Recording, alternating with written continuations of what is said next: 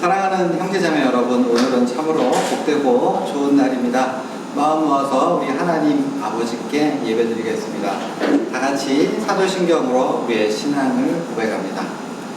전능하사 천지를 만드신 하나님 아버지를 내가 믿사오며 거룩한 우리 주 예수 그리스도를 믿사오니 그는 성령으로 잉태하사 동정녀 마리아에게 나시고 그리로 빌라도에게 고난을 받으사 십자가에 못 박혀 죽으시고 장사한 지 사흘 만에 죽은 자 가운데에서 다시 살아나시며 하늘에 오르사 전능하신 하나님 앞에 앉아 계시다가 저희로서 산 자와 죽은 자를 심판하러 오시리라. 성령을 믿사오며 거룩한 공예와 성도가 서로 교통하는 것과 죄를 사하여 주시는 것과 몸이 다시 사는 것과 영원히 사는 것을 믿사옵나이다. 아멘. 살아계신 아버지 하나님, 마음을 모아서 이렇게 예배드립니다. 우리들의 마음을 움직여 주시고 어루만져 주시고 위로하여 주시옵소서. 우리의 예배를 받아주시고 이 시간 우리가 성령의 충만함을 누리며 만끽하는 시간 되어지도록 주님 주장하여 주시옵소서. 감사드리며 살아계신 예수님의 이름 받들어 기도하옵나이다. 아멘. 찬양할게요.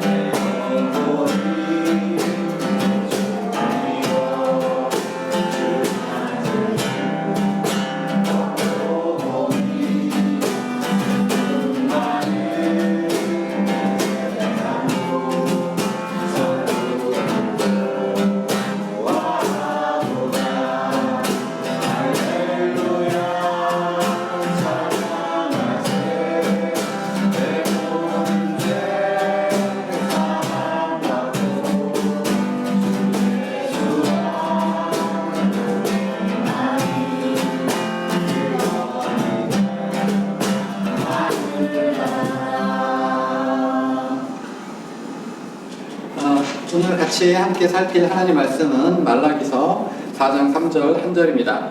또 너희가 악인을 밟을 것이니 그들이 내가 정한 날에 너희 발바닥 밑에 재와 같으리라. 만군의 여호와의 말이니라. 아멘. 아멘. 신앙은요, 성경이 말씀하는 신앙이란 한마디로 말해서 기다림입니다. 기다림.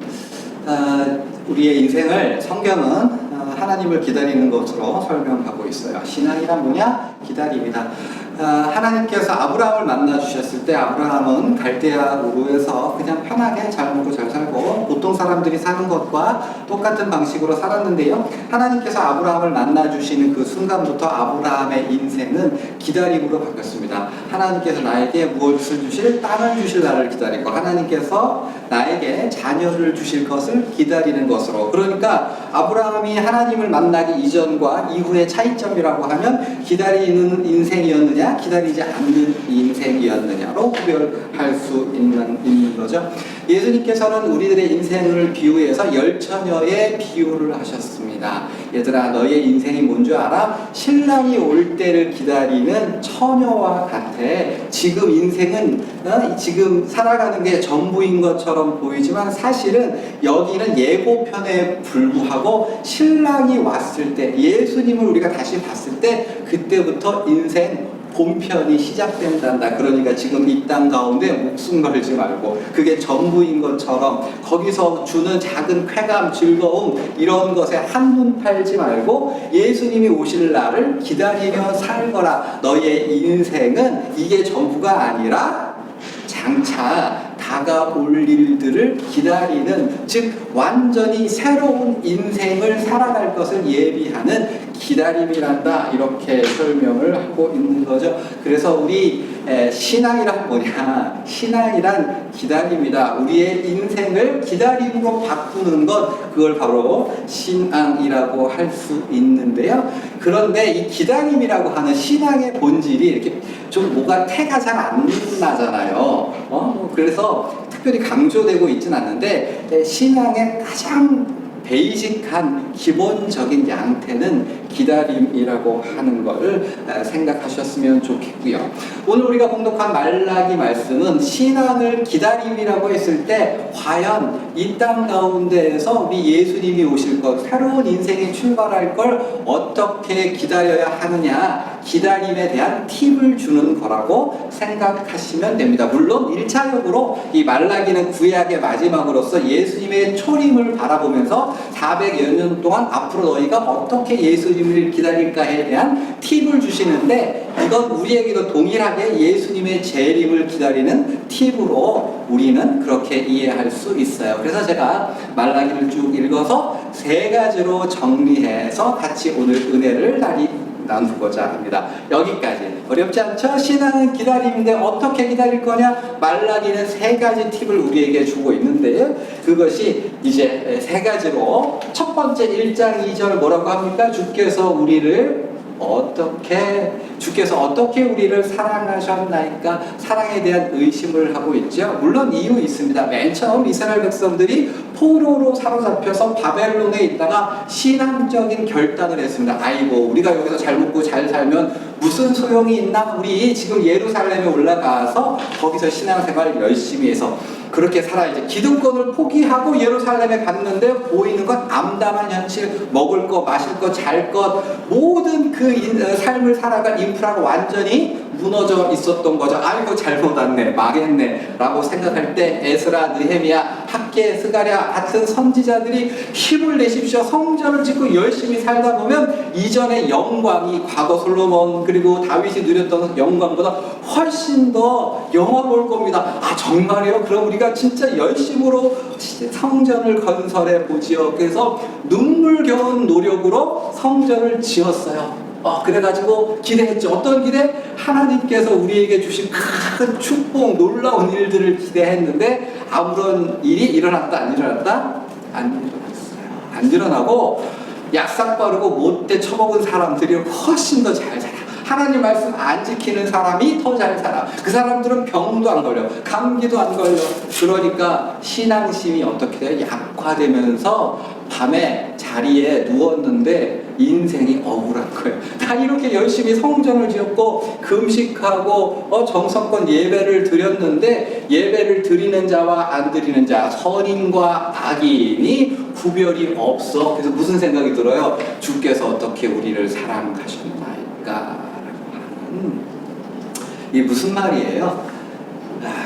예수님이 오실 걸 기다리는 인생에는 하나님의 사랑이 의심스러운 순간이 있다는 거예요? 없다는 거예요?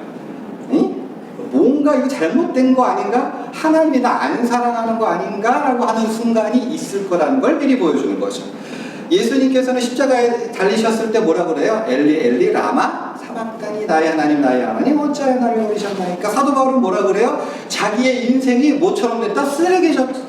쓰레기처럼 되었다, 찌꺼기처럼 되었다, 세상의 끝에 매달려놓고 온 사람들이 구경거리로 삼았다라고 하는 절박한 마음이 들 정도로 그렇게 궁지에 몰려들었다. 야, 너희가 인생을 살아갈 때, 예수님을 잘 섬기고 살아갈 때에 회의나 의심이 들 수 있는 상황이 분명히 있을 거야. 이스라엘 안사가 너희가 열심히 신앙생활하고 착한 사람으로 살아가도 말이지, 밤에 자리에 누우면 억울하다는 생각이 들 때가, 왜 난 이렇게 살아야 돼? 하나님이 진짜 날 사랑하는 거 맞아? 라는 의심이 들 때가 있을 텐데, 그런데 보이는 게 전부가 아니야. 그럼에도 불구하고 하나님의 사랑은 그 인생의 자리에 충분히 있는 것을 믿고 보이는 대로 살지 말고 믿음으로 살거라 라고 하는 권면을 첫 번째로 주고 있어요. 두 번째는요, 뭐라고 합니까? 내 이름을 멸시하는 제사장들아. 이렇게 해서 1장 6절로부터 2장 9절에 이르기까지 하나님께서는요, 제사장들에 대해서 그들의 잘못을 시시콜콜 아주 통렬한 언어로 신랄하게 비판합니다. 그걸 일일이 다 말씀드리기는 좀 그렇지만 두 가지로 정리할 수 있어요. 첫 번째, 제사장들, 종교지도자들, 교역자들, 목사들, 전도사가 뭐 했어요? 첫 번째, 예배를 하찮고 우습게 생각했고, 두 번째, 하나님의 율법을 가지고 인생을 잘못된 길로, 어그러진 길로, 하나님의 뜻을 거스르는 길로 인도했어요. 놀랍지 않습니까? 하나님 백성을 잘 모아놓고 그들로 하나금, 야, 예배 나와서, 예배를 정성껏 드려야지, 교회 나와야지, 제사 드려야지 라고 했던 그 제사장이 정작 자기 자신은 예배를 하찮고 우습고 만만하고 별거 다 아니고 귀찮네 라고 생각을 했다는 거고요. 하나님의 말씀으로 하나님의 백성을 잘 옳은 길로 인도해야 될 대제사장, 목사, 전도사 하나님의 뜻을 거스르는 방향으로 하나님의 백성을 인도했다고요. 왜요? 자기 배를 위해서, 자기 배를 불리기 위해서 그랬다는 거죠. 그래서 아까 우리 어린이 에서는 이제 일반 성도들이 저는 것 가져오고 뭐 이렇게 설명을 했지만, 사실 본문에서는 대제사장이 흠 있는 예물을 드리는 걸 주저하지 않은 거가 강조되고 있는 거예요. 다시 말씀드리자면 왜 그랬어요? 종교를 뭘로 이용한 거예요? 칩으로, 자기 배불리는 걸로. 여러분들 신앙생활 열심히 하시다 보면 여러분들을 사용해서 자기의 배를 부르게 하고, 여러분들을 이용해 먹고, 여러분들을 이렇게 써먹으려고, 여러분들 이용하려고 하는, 그러니까 말하자면 사꾼 아니면 사기꾼 종교 지도자들이 있다는 거예요? 없다는 거예요? 있다는 거고요. 그래서 예수님께서는 너희가 제발 양의 탈을 쓰고 오는 이리 때가 있을 텐데 제발 삼가라, 구별해라, 속아 넘어가지 말라. 그들의 잘못된 것을 잘 드러내서 다른 사람들도 속지 않도록 하는 것이 너희의 의무다. 그럼에도 불구하고 한국 교회는요, 이단들이 굉장히 많이 넘쳐나고요, 신앙이 좋은 순수한 성도들의 등쳐먹는 종교 사기꾼들이 제법 있다고 우리가 말할 수밖에 없을 텐데요. 신앙생활하다가 그러한 사자를 만나거든 이 말씀을 기억해라. 그런 사람들 때문에 시험에 들지 말고, 두 번째 속지 말고 방비하고 그들의 말에 속아 넘어가지 말라고 하는 것이 바로 말라기서에서 두 번째로 하는 종교 사기꾼에 속아 넘어가지 말고 분별해라. 마지막 세 번째 4장 3절이고요. 너희가 악인을 밟을 것이니 그들이 내가 정한 날에 발바닥 밑에 재와 같으리라. 라고 했어요. 여기서 뭐라고요? 언제? 정한 날에, 마지막 날에. 그러니까 그 전까지는 어떻다는 거예요? 발바닥에 재와 같이 밟히지 않는다는 얘기죠. 우리 하나님은요, 어떠한 분이에요? 방정리를 잘 하시는 분이에요. 창조하실 때 뭘 하세요? 빛과 어둠을 가르시고 낮과 밤을, 물과 육지를 구별하시는 분, 정돈하시는 분이에요. 정리하시는 분. 빛과 어둠을 구별하신 하나님께서는요, 필연코 악인들을요, 의인들하고 구별해서 그들에게 마땅한 심판을 임하게 할 텐데, 그 이전까지, 그러니까 우리가 살아가는 현실에서는 악인과 의인이 구별 없이 섞여져서 살아갈 거예요. 악인들의 특징은 말라기에서는 구체적으로 열거하고 있는데요. 거짓 맹세, 품꾼의 삭슬 억울하게 하고, 과부와 고아를 압제하고, 나그네를 억울하게 하고, 신앙인으로서의 의무와 인간으로서의 의무를 저버리는 사람들이라고 이제 얘기를 하고, 그런데 그런 사람들이 이 현실에서 벼락이 맞아서 심판을 받으면 얼마나 좋겠어요. 그래, 그렇게 못되게 굴더니 암에 걸렸네. 심근경색 걸려서 그냥 확 죽어버렸네. 그러면 좀 낫겠죠. 근데 언제로? 정한 날에 악인이 잘 되는 거를 너무 고통스럽거나 그들이 활개치는 걸로 인해서 시험에 들지 말라고요. 그럴 수 있다는 거예요. 그리고 이렇게 악인들이 활개를 치고 아무렇지도 않게 벼락도 맞지 않고 살아가는 것 때문에 네 심령이 변하지 말라고요. 야, 쟤는 저래도 잘 사네. 나도 그래도 되는 거 아니야. 모든 사람들이 다 신호 위반하고 아무렇지도 않게 법을 어기며 살아도 너만큼은 어떻게 고고하게 하나님의 말씀을 지키면서 다른 사람들이 어떻게 살든지 간에 너는 누구를 기다리며? 예수님을 기다리는 사람으로 살라고. 주의가 어떻게 되든지 그것 때문에 변하지 말라. 설교를 정리합니다. 사랑하는 여러분, 우리의 인생은 아직 시작도 되지 않았습니다. 지금 우리가 살아가는 건 인생의 예고편에 불과합니다. 그렇지 않습니까? 그죠? 예수님이 오시는 그 순간 우리 아파트 평수, 우리가 다니고 있는 월급, 이런 것들, 학벌, 이런 것들 다 리셋되고 새롭게 시작되는 거예요. 그러므로 세상 사람들은 어떻게 살지 몰라도 우리는 이 인생이 예고편에 불과하고 새롭게 제대로 본편이 시작될 것을 기다리면서 예수님께서 오시면 기대하며, 그래서 이 땅 가운데서 너무 속상해하거나 너무 기죽지 말고 인생 본편은 그래 아직 시작도 안 됐어 라고 하는 우리 하나님께서 보여주시는 소망의 끈을 붙들고 소망 가운데, 기쁨 가운데 살아갈 수 있는 여러분 되기를 부탁드립니다. 아멘. 기도하시죠.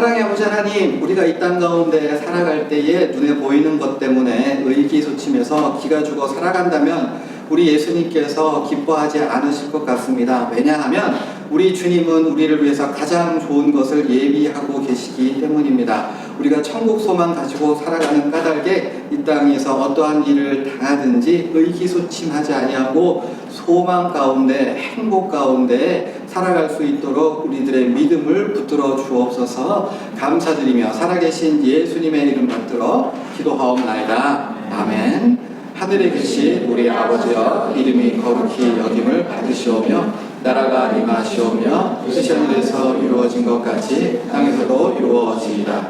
오늘 우리에게 일용할 양식을 주시옵고 우리가 우리에게 죄 지은 자를 사하여 준 것 같이 우리의 죄를 사하여 주시옵고 우리를 시험에 들게 하지 마시옵고 다만 악에서 구하시옵소서. 나라와 권세와 영광이 아버지께 영원히 있사옵나이다. 아멘.